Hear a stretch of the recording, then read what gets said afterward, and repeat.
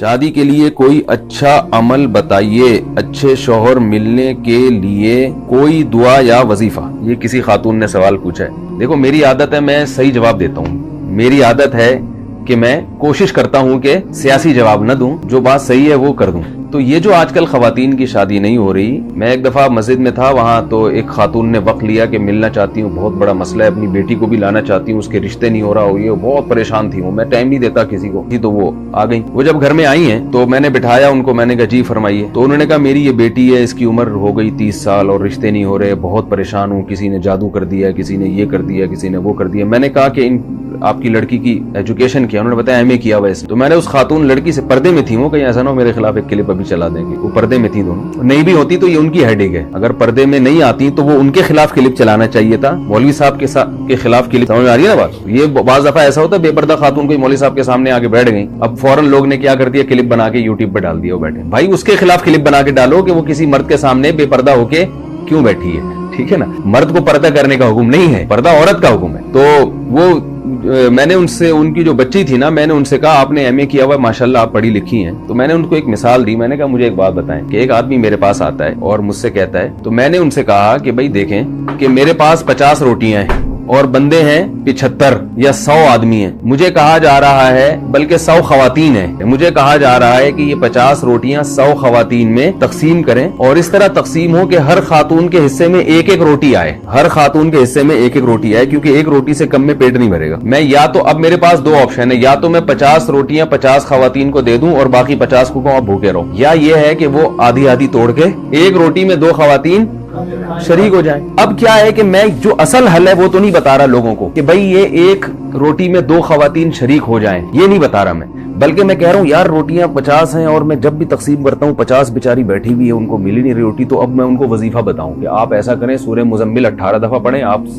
سورہ ملک 15 دفعہ پڑھیں، آپ جو ہے تہجد میں ربنا حب لنا من ازواجنا وذریاتنا قرۃ اعین واجعلنا للمتقین اماما، یہ والی دعا 345 دفعہ پڑھیں، اور چغتائی صاحب کا رسالہ پڑھا کریں افخری، ٹھیک ہے نا، اس میں اور وظیفہ۔ یہ کوئی کامن سینس کی بات ہوگی؟ بھائی ہے ہی نہیں، جب ہے ہی نہیں تو کہاں سے وہ ڈیوائیڈ ہو جائے گا؟ حل یہی ہے کہ اس ایک روٹی میں 2 خواتین بولیں بھائی شریک ہو جائیں۔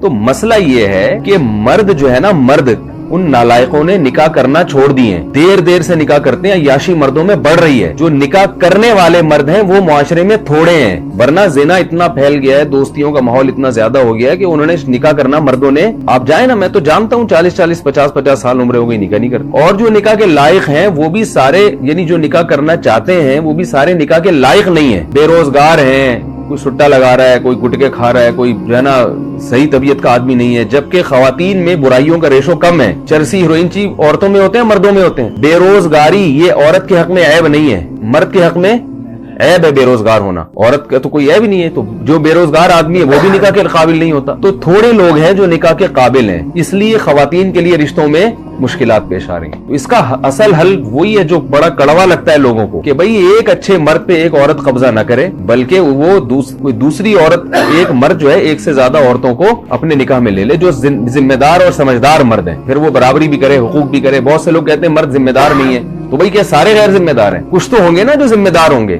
تو یہ جیسے لڑکی والے پہلی شادی کے لیے لڑکے کو پرکھتے ہیں کہ یہ ذمہ دار ہے یا نہیں ہے، تو ایسے ہی دوسری شادی کے لیے بھی وہ پرکھ سکتے ہیں کہ یہ ذمہ داری نبھائے گا یا نہیں نبھائے گا۔ اور جیسے پہلی شادی میں سلیکشن میں غلطی ہو سکتی ہے، ایسے ہی دوسری میں بھی غلطی ہو سکتی ہے، لیکن اس غلطی کے ڈر سے یہ نہیں کیا جاتا کہ نکاح ہی ختم کر دیا جائے۔ بعض دفعہ ایسے ہوتا ہے کہ نکاح کا پیغام آیا، آپ نے خوب اچھی طرح چھان پھٹک کے دیکھا بھئی یہ بڑا ذمہ دار ہے، لیکن بعد میں کیا نکلتا ہے وہ نالائق۔ تو اب یہ تھوڑی کہا جاتا ہے کہ یہ نکاح کرنا ہی نہیں چاہیے، بھائی اتفاق سے غلطی ہو گئی، دوبارہ تلاش کرنے کی کوشش کرتے ہیں۔ ایسے ہی یہ بھی ہوتا ہے کہ بعض دفعہ ایسے ہوتا ہے کہ دوسری کے لیے کسی مرد نے نکاح کا پیغام بھیجا، آپ سمجھے کہ ذمہ دار ہے، لیکن بعد میں کیا نکلا؟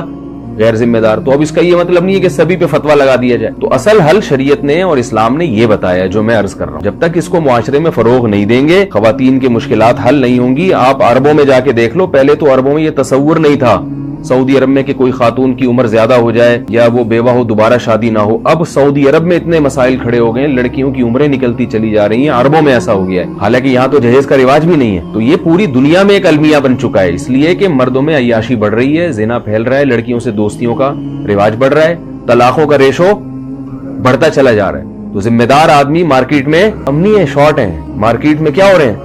शॉर्ट भी है और महंगे होते जा रहे हैं। जो चीज मार्केट में शॉर्ट होती है वो क्या होती है? तो जब महंगे होते जा रहे हैं तो उनके नखरे बढ़े। कोई अच्छा लड़का आपके खानदान में हो तो वो जब लड़की निकाह का लड़की के अब्बा उससे बात करें तो वो इतनी पंचायतें करता है ना, मुझे लड़की ऐसी चाहिए, अगर वो कौम भी वही हो और शक्ल और सूरत भी ऐसी हो और बहुत ज्यादा वो जरा सा खाता पीता लड़का हो ना, अगर तालीम अच्छी है तो उसके नखरे देखें आप। वो करता ही नहीं। थोड़ी सी भी टेढ़ी मेढ़ी लड़की होगी, थोड़ा सा रंग दबा हुआ होगा, जरा सा वजन ज्यादा बढ़ा हुआ है, एक स्टैंडर्ड बनाया हुआ है भी इतने किलो वजन होना चाहिए। ये लड़कों की बात कर रहा हूं। और लड़कियां ऊट पटांग मर्दों से शादियां कर रही हैं। मैंने सैकड़ों निकाह पढ़ाए हैं, आप ये ना समझे कि मैं हवाई बातें कर रहा हूं। सैकड़ों निकाह पढ़ाए हैं। बड़ी अच्छी अच्छी खानदान की लड़कियां, जब निकाह पढ़ाता हूं तो दूल्हा देख के मैं डर जाता कि यार इसके इतने अच्छे खानदान की लड़की का निकाह इस मखंचू से हो रहा है। उस शक्ल से लग रहा होता है लड़का कि यार ये, लेकिन लड़की वाले क्या होते हैं, कम उम्र लड़कियों की शादियां बड़ी बड़ी उम्र के लड़कों से हो रही हैं। पढ़ी लिखी लड़कियों की शादियां बिल्कुल जाहिल लड़कों से हो रही हैं। डॉक्टर लड़की का निकाह मैंने पढ़ा है मैट्रिक पास से, क्योंकि लड़की वाले मजबूर थे, यार लड़की की उम्र निकली जा रही है, क्या करें, रिश्ता ही नहीं मिल रहा, रिश्ते ही वजीफे पढ़ लिए। फिर एक रिश्ता आया मैट्रिक वाले का, तो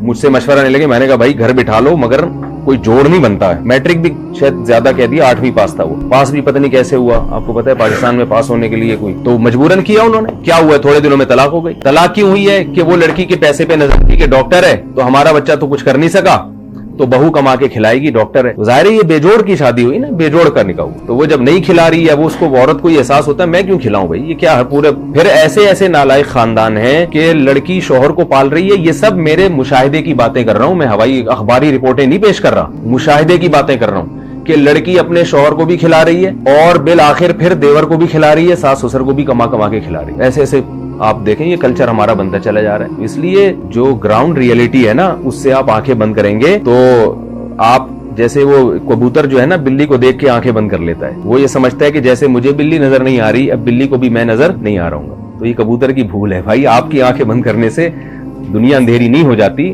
बाकी सब वैसे ही होता है जैसा हो रहा है। फिर भी बहरहाल दुआ करना चाहें कोई रिश्ते के लिए तो रब्बना हब लना मिन अज़वाजिना व ज़ुर्रिय्यातिना क़ुर्रता आयुन वजअलना लिलमुत्तक़ीना इमामा। ये दुआ तीनों मकासद के लिए इस्तेमाल हो सकती है। कोई लड़का उसकी शादी नहीं हो रही, वो भी ये दुआ पढ़ सकता है। कोई लड़की उसकी शादी नहीं हो रही, उसके वालिदैन या वो लड़की भी ये दुआ पढ़ सकती है। हर नमाज के बाद पढ़ लें या चलते फिरते पढ़ लें। और जिसकी हो गई, जिस बंदे की हो गई मगर उसको एहसास हुआ कि नहीं होनी चाहिए थी, यानी ऐसी बीवी मिली बदअखलाक, तो वो भी ये पढ़ सकता है कि अल्लाह मेरी आंखों की ठंडक बना दे। और जिस खातून की शादी हो गई वो शौहर नालायक निकला, तो वो भी ये दुआ पढ़ सकती है शौहर को लायक बनाने के लिए। फिर निकाह हो गया, औलाद नहीं हो रही, उसके लिए भी ये दुआ है। और औलाद हो गई मगर नालायक औलाद है तो उसके लिए भी ये दुआ है। बड़ी जबरदस्त दुआ है ये, याद कर लें। सूरह फुरकान के आखिरी रुकू में है, रब्बना, बिना दोहराए में सिर्फ तर्जुमा बताता हूँ, रब्बना हब लना मिन अज़वाजिना, ए अल्लाह हमें हमारे अज़वाज की तरफ से।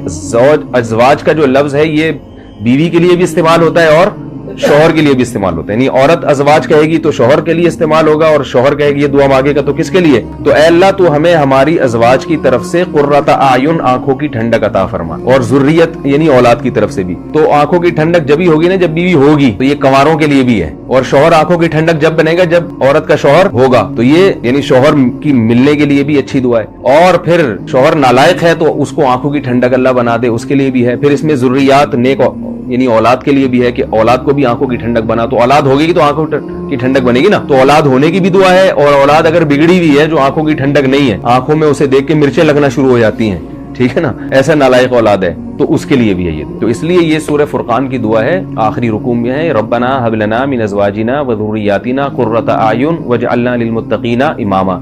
और इसमें क्या है, ऐ अल्लाह हमें मुत्तकीन का इमाम बना दे। इसका क्या मतलब, हमारे मातहत जितने हों सब नेक परहेजगार हों, क्योंकि हर एक के मातहत कोई ना कोई होता है। तो माँ बाप के मातहत क्या होती है? औलाद होती है। तो अल्लाह हमें परहेजगारों का इमाम बना, यानी हमारी औलाद